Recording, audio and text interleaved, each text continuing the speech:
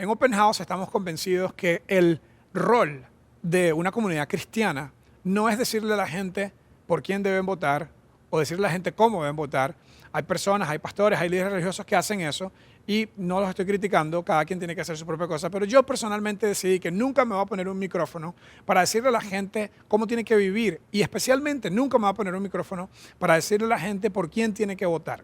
Sin embargo, como creyentes, no solamente tenemos una responsabilidad civil de elegir a nuestros gobernantes y hacerlo con conciencia y de ir a votar, sino que también como creyentes tenemos una responsabilidad espiritual de comportarnos de acuerdo a nuestras creencias. Por eso en los próximos minutos les quiero hablar rápidamente de algo que creo que debemos tener en mente de cara a las elecciones presidenciales en Costa Rica.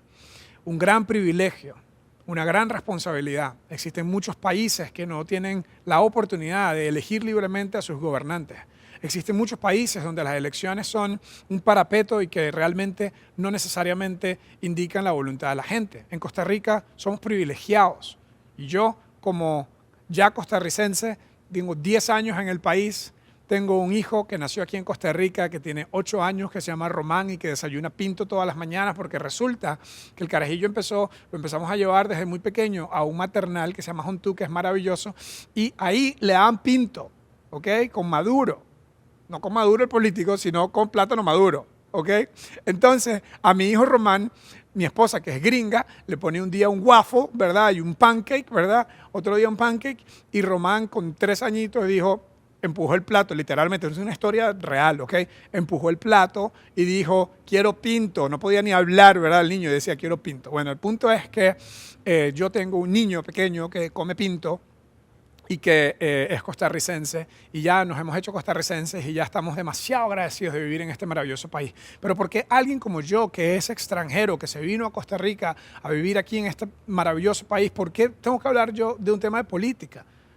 Y primero no voy a hablar de política, sin embargo, lo que sí voy a hablar es de la responsabilidad que tenemos como cristianos, como seguidores de Jesús, de mantenernos congruentes y consistentes con nuestros valores cristianos, con nuestras enseñanzas cristianas, ante la situación de gran división que está ocurriendo cada vez que tenemos elecciones. Es como el mundial, ¿verdad? Cuando viene el mundial cada 4 años, cuando vienen las elecciones cada 4 años, hay un gran momento de división y de retórica hostil en las comunicaciones que tenemos. Entonces, para entrar en materia de una vez, lo primero que quiero que nos quede de esta pequeña reflexión es que si tú eres creyente, si tú eres cristiano, si tú eres seguidor de Jesús, ahora, una cosa es decir yo creo en Dios y Diosito primero y vaya con Dios y que Dios lo acompañe y todos esos coloquialismos y todas esas cosas que decimos en la cultura popular que realmente no tienen mucho significado para nosotros. Pues diciendo, si una persona realmente cree en Dios, si usted realmente ha decidido seguir a Jesús, le abrió su corazón y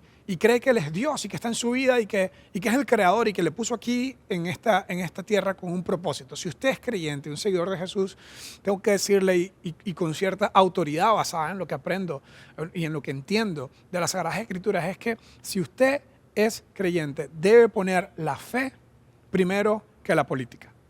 Si usted es creyente, debe poner la fe primero que la política. En otras palabras, Jesús, nuestro Señor, que vivió en un mundo cargado de política y cargado de opresión, donde el Imperio Romano estaba ilegalmente sitiando, ¿verdad? Ocupando el territorio palestino. De hecho, ellos fueron los que pusieron ese nombre, palestino, y ellos estaban ilegalmente gobernando esta región, y Jesús pudo haber dedicado un montón de tiempo a la política y no lo hizo.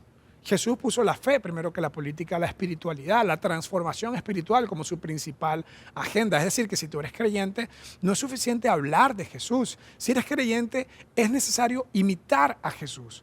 Poner la fe primero que la política, significa poner a Jesús primero que la política. Y poner a Jesús primero que la política significa poner a la gente primero que la política, porque eso fue exactamente lo que hizo Jesús.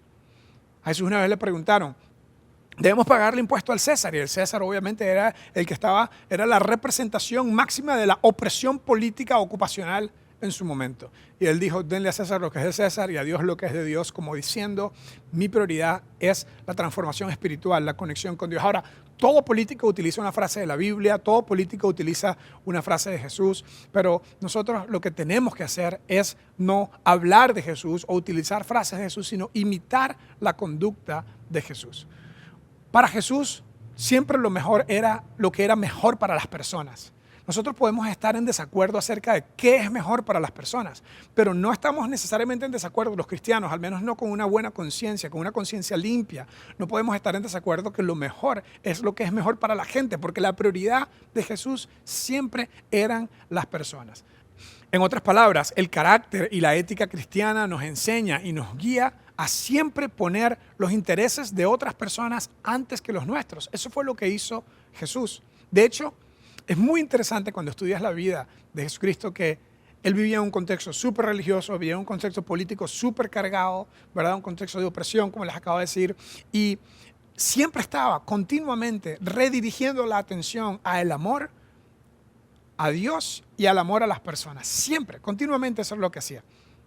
Jesús vivía en un contexto donde la ley de Moisés tenía más de 600 mandamientos y era una especie de código civil, no era solamente una ley religiosa, era un código civil por el cual la gente tenía que vivir y expresar su conducta. Sin embargo, un día una persona le preguntó a Jesús, y esto está en una de las partes más importantes de la Biblia, en el libro de Mateo, alguien le preguntó a Jesús: Maestro, ¿cuál es el mandamiento más importante de la ley? Y Jesús le respondió, sin titubear, le dijo: ama al Señor, tu Dios, con todo tu corazón y con todo tu ser y con toda tu mente. Le respondió Jesús y le dijo: este es el primero y el más importante de los mandamientos. Y de paso le dijo: por cierto, ya que estamos hablando, el segundo se parece a este. Y le dijo: ama a tu prójimo como a ti mismo. Y después le reiteró: de todos estos mandamientos depende la ley y los profetas. Jesús dijo: lo más importante es el amor a Dios. Y el amor a Dios se expresa a través del amor al prójimo. En otras palabras, un seguidor de Jesús ama a Dios con su corazón, pero lo demuestra con su conducta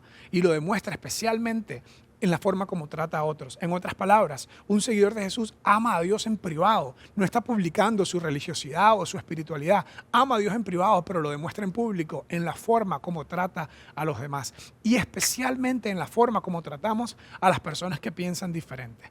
Y yo estoy es demasiado divertido, y luego pasa un punto donde ya para la diversión y entra un poco la angustia, al menos en mi caso, el ver personas, sea a través de redes sociales o incluso en conversaciones en el trabajo, en familias, donde la pasión y la división acerca de las elecciones actuales está demasiado profundo.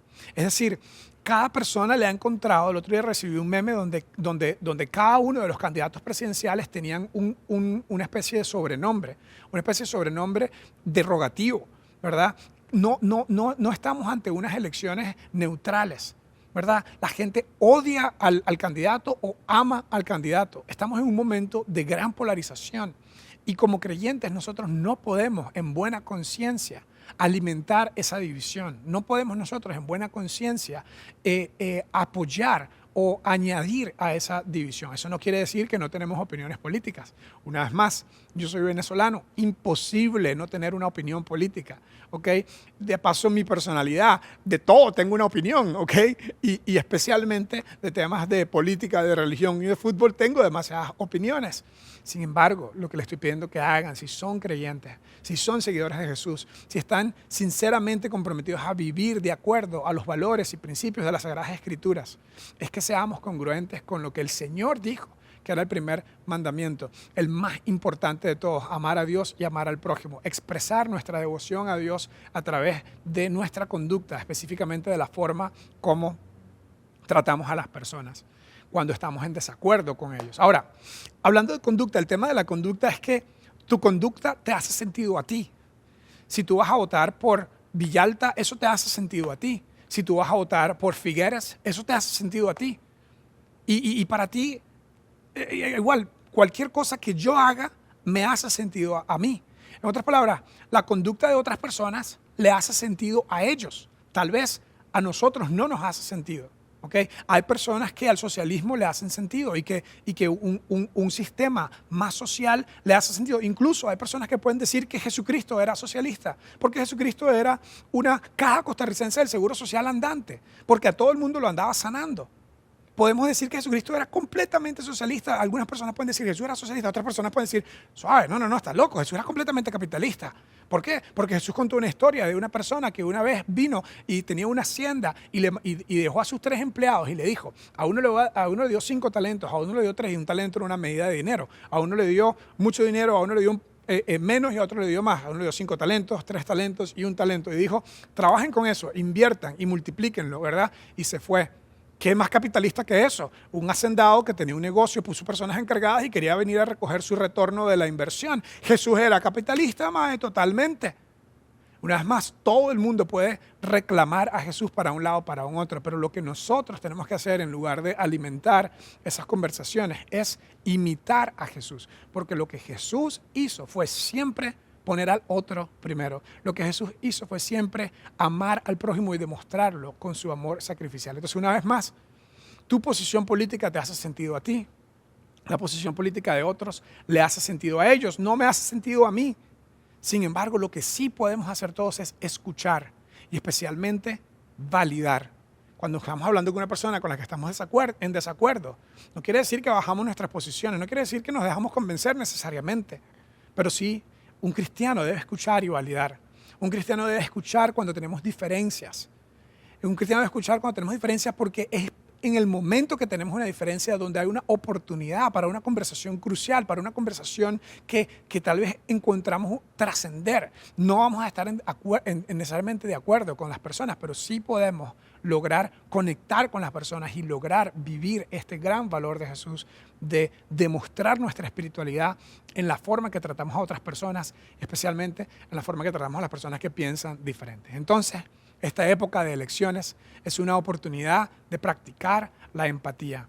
Esta época de elecciones es una oportunidad no solamente de ejercer nuestro derecho y nuestro deber civil, no solamente de disfrutar el privilegio que tenemos en un país que en mi opinión es lo máximo y por eso estoy aquí, por eso vivo aquí, por eso estoy creando a mis hijos aquí, estoy participando en esta maravillosa comunidad. Cada país tiene lo suyo, cada país tiene sus cosas lindas, pero mi familia y yo estamos felices de vivir en Costa Rica, estamos felices de hacer nuestro aporte para hacer esta comunidad un poquito mejor. Estamos involucrados en proyectos de bien social, enseñando valores a través de Open House, incluso en lo que hacemos en el mundo de trabajo empresarial.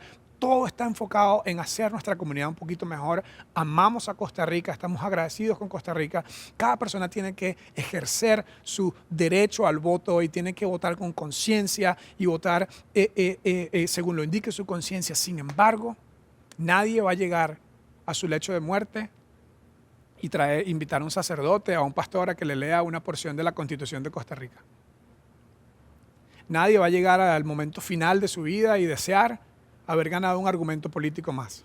La fe siempre tiene que ser primero que la política. Para el creyente, la fe siempre tiene que ser primero que la política. Y la fe es expresada a través del amor. Tu espiritualidad se mide por la forma como tratas a otros, especialmente como tratas a las personas con las que estás en desacuerdo. Esto, como muchas veces digo, es fácil decirlo, difícil hacerlo, pero esencial intentarlo. De otra forma, no seríamos consistentes cuando decimos que somos cristianos.